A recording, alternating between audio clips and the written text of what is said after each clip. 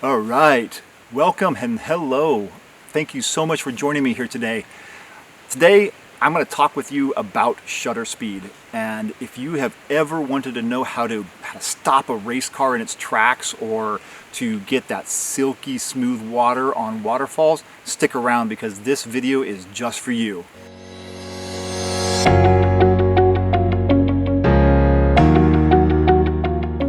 All right, so we're familiar with shutter speed in the terms of like 1/30th or 1/60 or 1/250, things like that.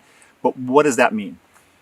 What that is actually a measurement of time.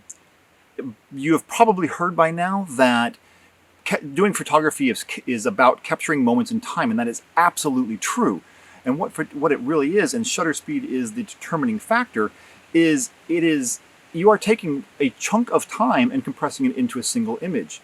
Your shutter speed is determining how much of that time you are capturing.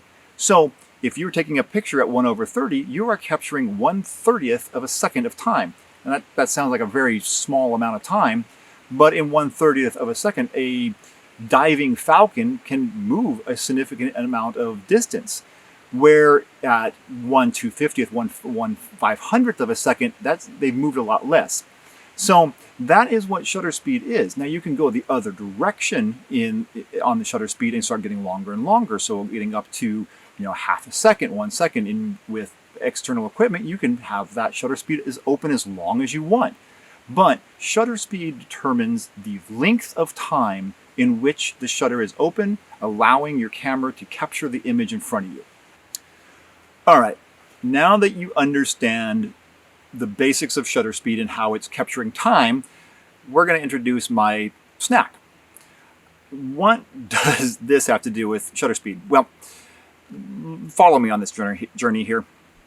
There is a very well-known story about an apple falling from a tree, landing on a very well-known scientist who then discovered the idea of gravity. We're not here to talk about physics and discuss the law of gravity or even try to anything to do with that. What is important is that when that apple fell, it was in motion. That's what we want to talk about today, is motion. And what's most important about that is it took a certain amount of time for that apple to fall from here to here. If you think about your car travels at miles per hour or kilometers per hour, depending on where you are in the world, and that is a distance over time. Same thing is happening with this apple. It fell a certain distance over a certain amount of time. It's relatively quick because it's a short distance, but it still happened over amount of time. Your shutter speed is determining how much of that distance is captured. Let's take, for example, this apple. It is going to move from here, and in 1 second, going to move to here. I kind of did that in my head, so I hope that was close to 1 second. But in 1 second, it moved this distance. So now let's take, for example, you do a shutter speed of, let's say something really fast, like 1/500th of a second. Well, 1/500th of a second, that apple moved from here to here. Imperceivable, right? But let's say you did a shutter speed of 1 second. You are going to record that apple moving from here to here, that entire 1 second. So you're going to get it at every point along the way, and then your camera is going to put that into one image. That's motion blur. So your camera is capturing motion in that time frame that you have the shutter open for. Hopefully that helps.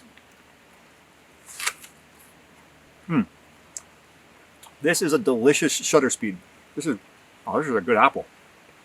So now you have the understanding of shutter speed being a unit of time, and objects in motion are traveling over a distance over an amount of time. So when those two come together, you end up getting motion blur. Very fast shutter speeds almost freezes it in motion because it moves very little. Long shutter speeds gets it longer. So let's have some examples. This is an image of a waterfall that I took a while back. So this first image here, this was taken at 1/250th of a second.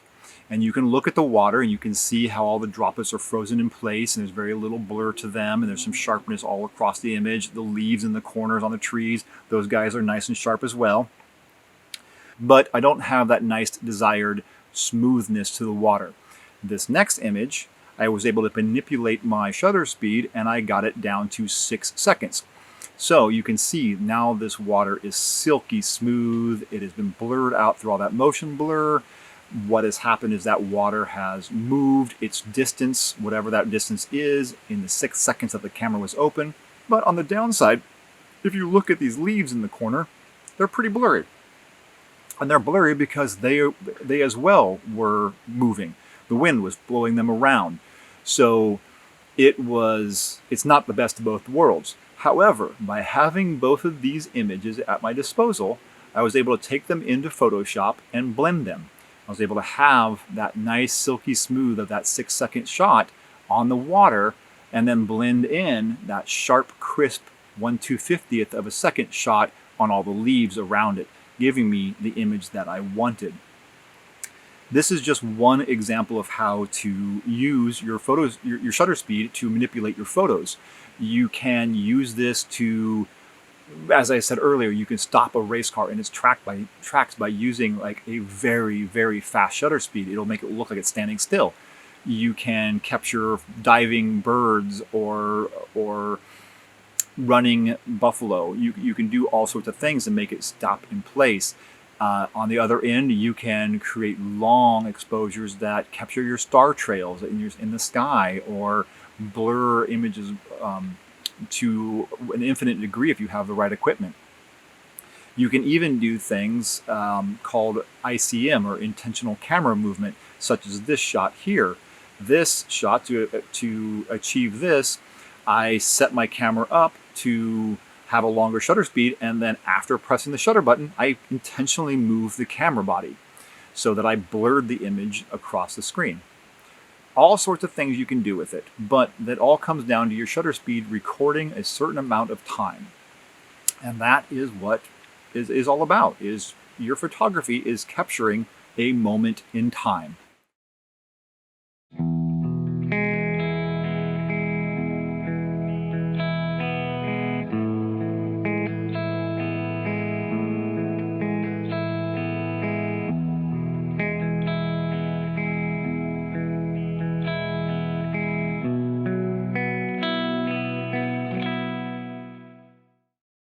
I really hope that you learned something in that, and I hope you have a better understanding about how shutter speed works and how to manipulate it to get the images that you want. I really look forward to seeing what you guys create. And this is a new concept I'm working on. This is kind of a photo school, once a month tutorial, I think. What I'm trying to do is some basic concepts, some intermediate concepts, some advanced concepts. We'll just kind of move through them based on different things for the different months. Try to give you guys things, little tidbits of information, along with then some adventures outside. So if you like what I'm doing here, give me a thumbs up. I'd really appreciate that. And if you have any comments or questions, just go ahead and leave them below and I will get back to you on those. But yeah, if you like this content, please consider subscribing, and I look forward to the next time that we meet. Thank you.